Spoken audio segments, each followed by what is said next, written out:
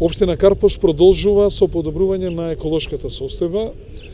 Покрај тоа што го одржуваме зеленилото, го зголемуваме бројот на засадени дрва на нашата општина. Во моментот садиме 120 дрва со вкупна вредност од 400.000 денари кои се одвоени од буџетот на општина Карпош, а инаку за ова година имаме издвоено вкупно околу 1.000.000 денари за засадување на нови садници. Во моментов ќе насадиме нови дрва во Карпош 1, 2, Карпош 3, Карпош 4, урбаната заедница Владо Тасевски и овде во Нерези.